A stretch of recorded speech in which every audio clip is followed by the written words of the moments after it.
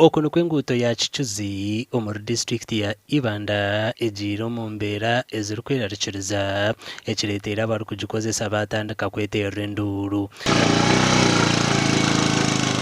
Neegiita egomborre ya Rukiri hamwe na Irimya kandi eriho oburingwa bwa kilomita zirikweshumba omuri 20. Gutono rusiteganisa munonga bw'amabaare ebiina katukugenda tugenda tugwa akuba kuruga muture kuza district hata no sanga wasasure emitwaro nk'etaano hakwenda twarwe emitwaro 2 mbwenu umuhanda gugumire akuba amabaare kugira ngo turiyo mu nsozi. Abantu bagira ngu ekirikukizayo okushiisha enguuto egi nahabwa amaizi agarikuruga omu nshozi hamwe na n'enjura kandi nabwe ahabwa obuhangwa bwa Kicuzi nibenda ekitongole kya Yunura kibe nikyo kyatandika kugikora. Ko kukora umwe imfurege bura kugitamu gyagwa amabaare ubundi enjura ekiza ebye nakamara makuba atamwe katwara so nugwenda amani mingi na karvatsi ahingiti ziragire mugene zetenga kuzongeramu akwagwino obuhanga bwingi kandi butari mu karvatsi.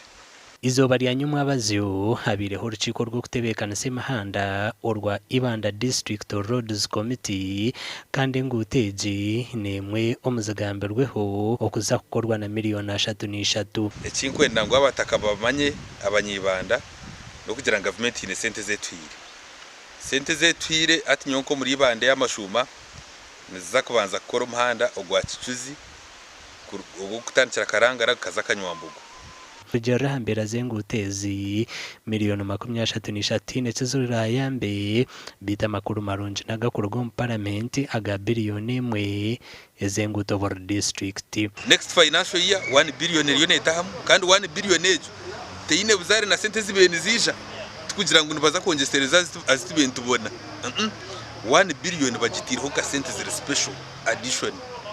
So district neza kumuzabune funa road fund kuko ibene jibona nito tugitiriho then parliament egisireho 1 billion kandi ebyoma kubyokwa bitakumare byite bya district yitu nikikirizibwa okuzo mu district ndijo iri kubeyine ebyoma konketine sente kwega ngo yatutiza twakora ahanguto zo. Akakiiko aka nakashitama emirundi 3 mwaka okureba ngu district ya Ibanda yatunga enguuto nungi. We shall try as much as possible.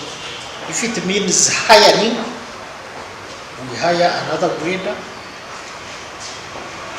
If it means borrowing machines from the nearby districts, we shall do that and try to make our roads. Amakuru agagasha kwa Timothy Mushabi.